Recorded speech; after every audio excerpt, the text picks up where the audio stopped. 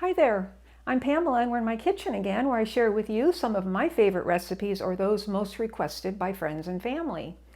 Today, because lemons are so available to us right now and even different varieties, I thought it only made sense to do a recipe using lemons. So we're going to be making Ina Garten's lemon bar recipe. Now, whether you've got Eureka lemons available to you, which is the most tart lemon you can find, the Lisbons are very tart as well, but I don't see those much. Or a Meyer lemon, which is actually a cross between a mandarin orange and a lemon and are much sweeter. Or even pink lemons. Any of these will work in this recipe. Now, I don't know about you, but until a week or two ago, I had no idea that pink lemons existed. A friend brought me a bag of lemons, and when I peeked in, I thought, well, those look a little different. But until I actually cut into one, I had no idea how pretty it was. This is the inside of a pink lemon, and they have much fewer seeds than the Eureka lemon and the Meyer. They are very juicy. They're tart. They're not quite as tart as the Eureka, but they work really well in this lemon bar recipe. Now, if you juice these, everything I read said if you juice them, you're going to get a clear juice. I did not find that to be true. I got a slightly pink juice. So your lemon bars may have a different hue to them if you use only pink lemons. So I probably wouldn't recommend that. And Meyer lemons, of course, are sweeter than any of these. So if you're not into something really tart, maybe the Meyer lemon would be a good choice. But anyway, any of these work, and it's a simple recipe, and I want to show you just how easy it is.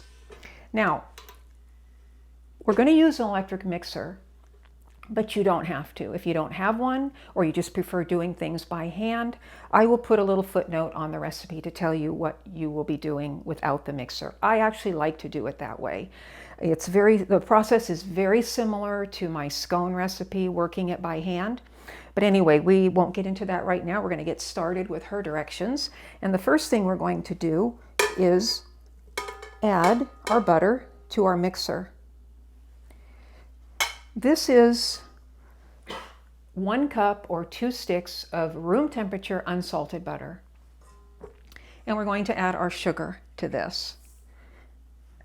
Now, if I don't happen to mention the exact ingredient that I'm putting in, like that sugar was a 1/2 cup, I've had people say to me, you didn't say how much sugar you put in or how much salt or whatever. Just a reminder, the recipes are always underneath the video to the right. Just under the video, there's a little arrow, and if you touch it, the recipe will drop down. So don't panic if I don't mention everything. Sometimes I just forget, or it's just too much to remember. So anyway, the recipes are always there. So we have our butter and our sugar and our mixer, and we're going to mix this up until it's light, till the butter lightens up a little bit. So it may take a few minutes, and then we'll come back. Okay, so we have mixed our butter and sugar till it's light and fluffy. 2.5 to 3 minutes it took. Now I've got some flour, and I'm going to add my salt to the flour. Just stir it up a little bit. And we're slowly, on low speed, going to add this to our butter and sugar mixture just until it's mixed. That's it. Okay, I have mixed this just until everything is incorporated. We're going to clean off our beater, and we're going to dump everything in our 13 by 9 inch pan. You do not need to grease the pan. There's plenty of butter here. It's going to get a little sticky on your fingers.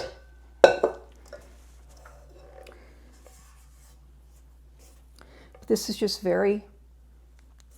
mixed together. It's not crumbly, it's blended.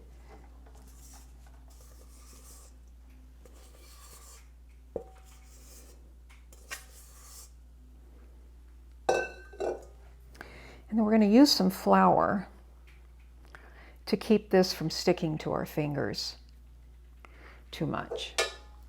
So I've got some extra flour here. And it's really sticky. This is one reason why I like mixing the crust the other way. Oh, because it's not sticky, it's just crumbly and it presses in really nicely. So you might find that easier. So anyway, flour your hands and just press the dough all over the pan, building up the sides about 1/2 inch. Okay, I have pressed the dough into my pan, building up the edges just a little bit on the side.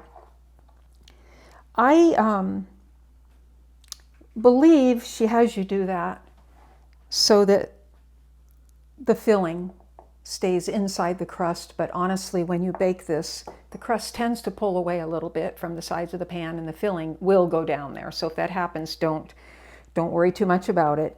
But anyway, it's all pressed in.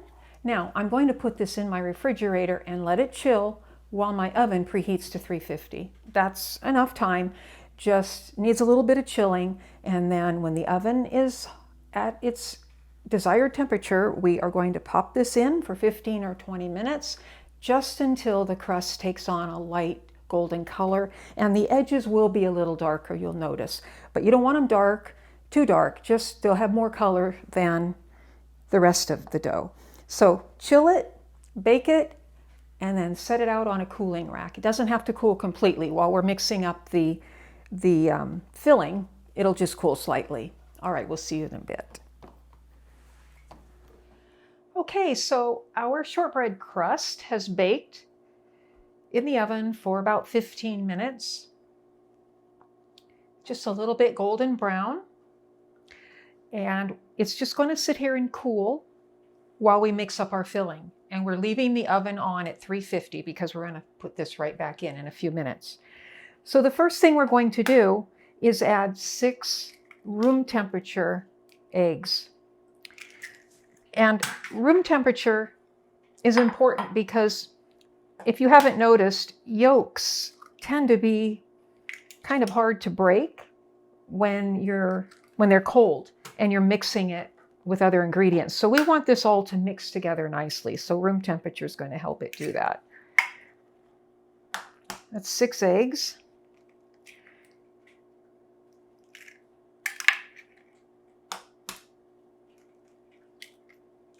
I see I've got a shell in there. See if I can fish that out. There we go. Using a eggshell, oh, I just dropped it back in again. There. To take out an eggshell always works well. Okay, 6 eggs in our bowl.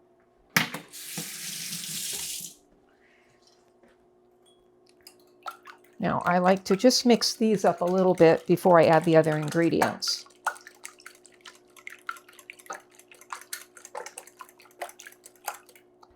Okay, so now we're going to add our sugar.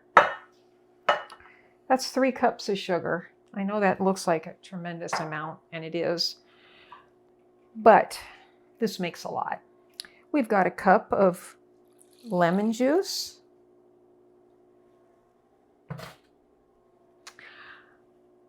This is lemon rind or zest, taken off of 4 to 6 lemons, depending on the size. You want 2 tablespoons at least, and that would be packed.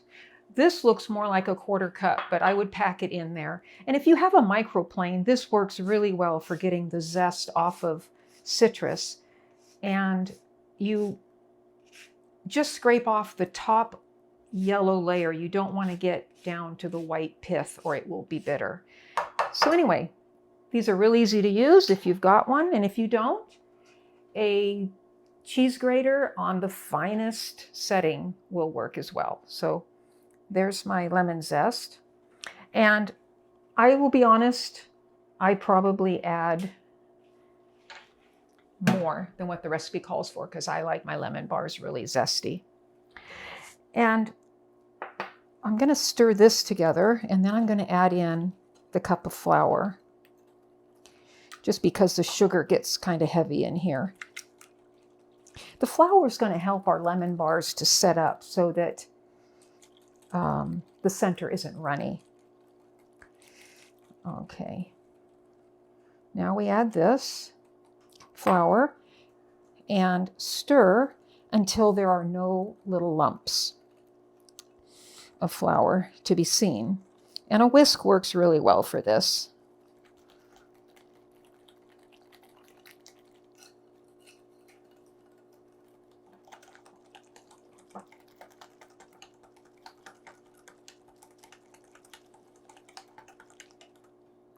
That looks pretty good. Okay, so I'm going to pour this into my crust, put it back in the oven and let it bake 30 to 35 minutes. When you take it out, you do not want your filling to have any kind of jiggle at all. Just take the pan and do this. And if you still see wobbly stuff in the center, let it bake another 5 minutes or whatever needed. Yeah, this isn't the kind of recipe that you're going to stick a toothpick in and check it. It doesn't work. Just don't want it to be jiggling. Okay, so this looks good. So I'm going to pour it in.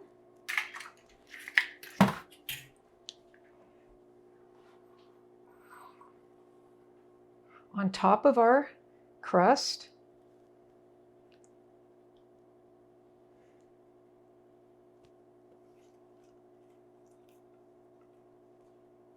And pop it in the oven. And bake it, and we'll be back. Okay, so we've baked our lemon bars and we've let them cool completely, which is very important. We want the filling to set completely, and we also want to add powdered sugar to the top, and it will just melt right in if they're not completely cool. So I like to cut mine before I add the powdered sugar, because if you add it and then cut through it, it seems to drag through, and then you've got to add more because it looks a little funny. But what you want to do first is take a knife or a spatula with a sharp edge and just go around the sides and loosen it.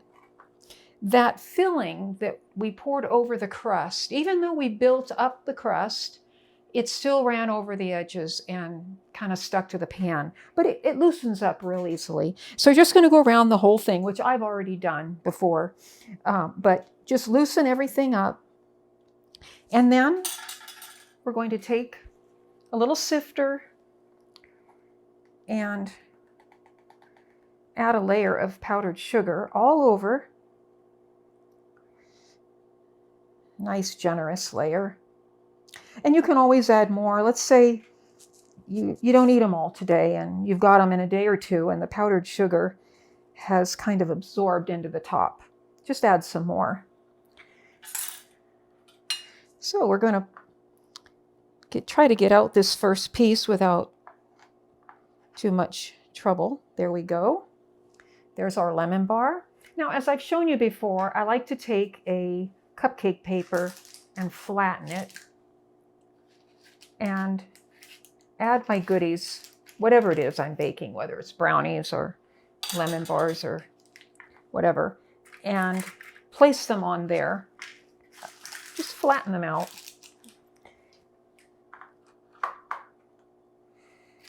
It's a nice way to serve things that are especially a little sticky, which these can be.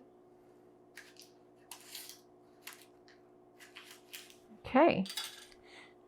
Put them on a pretty platter and serve them at your next party. I hope you've enjoyed this video. If you have, please give it a thumbs up, leave a comment, and subscribe, and I will see you next time. Bye.